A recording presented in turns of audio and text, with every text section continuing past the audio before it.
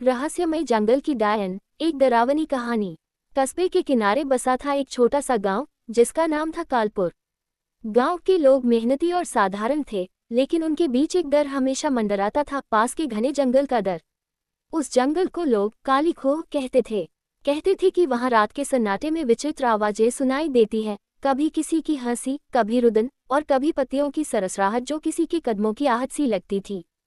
गांव के बुजुर्गों का कहना था कि काली खोह में एक डायन रहती है, जो सैकड़ों साल पुरानी है और जिसके पास ऐसी शक्तियां हैं कि वह किसी को भी अपने वश में कर सकती है। कहानी की शुरुआत। कालपुर में एक युवक रहता था, जिसका नाम था राघव। वह निडर था और हमेशा जंगल की कहानियों को मजाक में उड़ाता था। डायन वायन कुछ नहीं होता, ये सब डराने की बातें हैं, वह गांव वालों से कहता। एक दिन गांव में एक अजीब घटना हुई। राघव का दोस्त सूरज, जो लकड़ियां लेने जंगल गया था, लौटा ही नहीं। गांव वाले उसकी तलाश में जंगल के किनारे तक गए, लेकिन डर के मारे कोई भीतर नहीं गया। सूरज का कोई सुराग नहीं मिला, सिवाय उसके टूटे हुए जूते के, जो जंगल के प्रवेश द्वार पर पड़ा था। राघव को गुस्सा आया। उसने ठान लिया कि वह सूरज को ढूंढ कर लाएगा, चाहे जंगल में डायन हो या कुछ और। गांव वालों ने उसे रोकने की कोशिश की। बूढ़ी दादी माँ ने चेतावनी दी, राघव, काली खोह की डायन कोई साधारण प्रेत नहीं। वह इंसानों की आत्मा चुरा लेती है। जो उसकी आंखों में देखता है, वह पत्थर बन जाता है। लेकिन राघव ने किसी की नहीं सुनी। उसने एक लाठी, एक मशाल और थोड़ा खाना लिया और जंगल की ओर चल पड़ा। जंगल का रहस्य। जंगल का प्रवेश द्वार ऐसा था मानो कोई काला पर्दा हो। पेड़ इतने घने थे कि दिन में भी अंधेरा सा रहता था। राघव ने जैसे ही जंगल में कदम रखा, हवा ठंडी हो गई। पत्तियों की सरसराहट के बीच उसे लगा जैसे कोई फुसफुसा रहा हो। वापस चले जा, आवाज हल्की थी, लेकिन साफ सुनाई दी। राघव ने अपने डर को दबाया और आगे बढ़ता गया। कुछ देर बाद उसे एक पुराना, टूटा फूटा मंदिर दिखाई दिया। मंदिर के बाहर एक अजीब सी मूर्ति थी, एक औरत की, जिसके चेहरे पर मुस्कान थी, लेकिन आंखें खाली और भयावह। मंदिर के पास एक छोटा सा तालाब था, जिसका पानी काला और गहरा था। राघव ने वहां सूरज का नाम पुकारा, लेकिन जवाब में केवल उसकी आवाज की गूंज लौटी। रात होने लगी थी। राघव ने मशाल जलाए और मंदिर के अंदर गया। वहां दीवारों पर अजीब से चित्र बने थे, एक औरत की आकृति, जिसके हाथों में आग थी और आंखों से खून टपक रहा था। राघव का दिल जोर जोर से धड़कने लगा।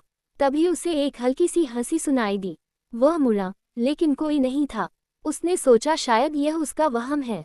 डायन का सामना। रात गहराने लगी। राघव ने मंदिर के बाहर आग जलाए और बैठ गया।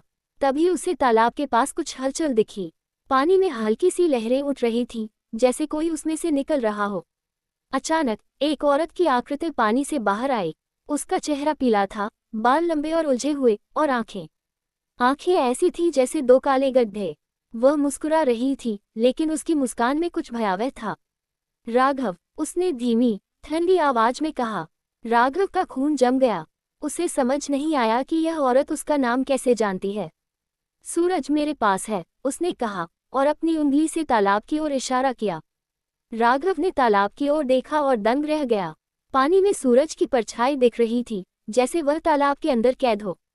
तू उसे छोड़ दे, राघव चिल्लाया। डायन हंसी, और उसकी हंसी जंगल में गूंज उठी। उसे छुड़ाने के लिए तुझे मेरी आंखों में देखना होगा, उसने कहा।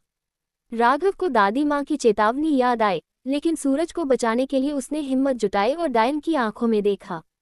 उसके बाद जो हुआ, वह राघव के लिए एक बुरा सपना था। उसे लगा जैसे उसकी आत्मा उसके शरीर से खींची जा रही हो। डायन की आंखों में एक काला भंवर था, जो उसे अंदर खींच रहा था। लेकिन तभी राघव ने अपनी जेब से एक छोटा सा ताबीज निकाला, जो उसकी माँ ने उसे दिया था। उसने ताबीज को डायन की ओर फेंका।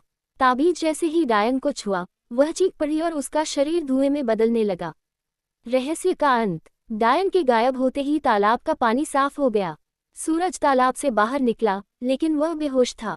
राघव ने उसे कंधे पर उठाया और जंगल से बाहर निकल आया। गांव वालों ने जब सूरज को देखा, तो वे हैरान रह गए। राघव ने सारी बात बताई, लेकिन डायन के बारे में कोई पक्का सबूत नहीं था। कुछ लोगों ने कहा कि शायद वह सिर्फ एक वहम था, लेकिन सूरज ने बाद में बताया कि उसने डायन को देखा था और वह उसे अपने साथ ले जाना चाहती थी। कालपुर में आज भी काली खोह का डर बरकरार है।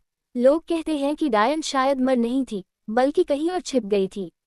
राघव अब गांव का नायक बन चुका था, लेकिन वह कभी जंगल की ओर नहीं देखता था। उसे डर था कि शायद डायन की आंखें अब भी उसे ढूंढ रही हों। समाप्त। अगर आपको ये कहानी पसंद आई या आप इसमें कुछ और जोड़ना चाहते हैं, जैसे कोई नया मोड़ या किरदार, तो मुझे बताएं।